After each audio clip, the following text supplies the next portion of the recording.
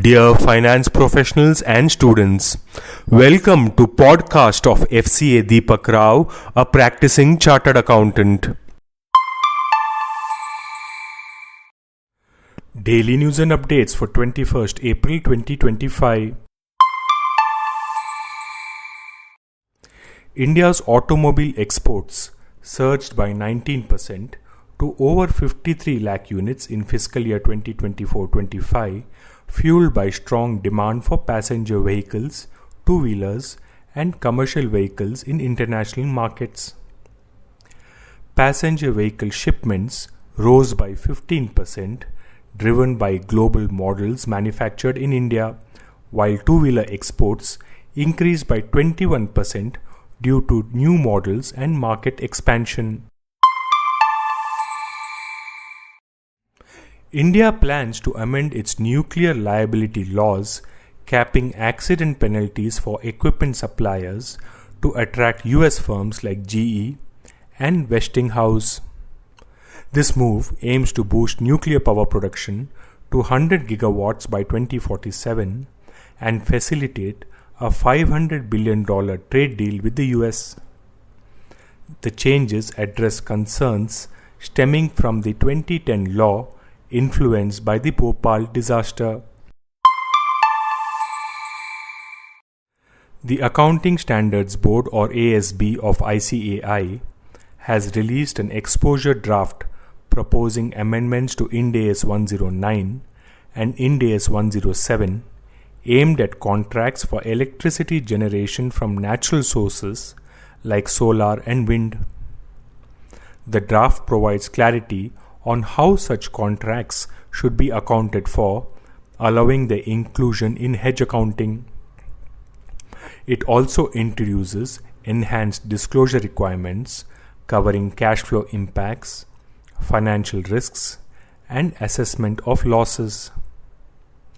Companies may apply the changes retrospectively but aren't required to restate past reports unless feasible without hindsight.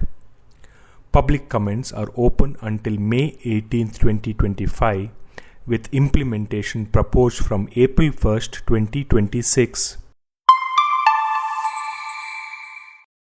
The CBIC has issued revised guidelines to streamline the GST registration process. Officers are directed to only request documents specified in Form GST Reg 01 and avoid any irrelevant or presumptive queries. Specific instructions have been outlined for verifying the principal place of business, including owned, rented, shared, or SEZ premises. When it comes to verifying the constitution of the business, only essential documents such as the partnership deed or registration certificate need to be submitted. SEBI has released a consultation paper on investments by mutual funds in REITs and InvITs. It has proposed raising investment limits for mutual funds in REITs and InvITs. As per current norms, mutual funds can invest up to 10% of a scheme's net asset value in REITs and InvITs with a cap of 5% in a single issuer. The proposal recommends raising single issuer limit to 10% and overall exposure to 20% for equity and hybrid schemes. However, debt schemes will retain 10% investment limit.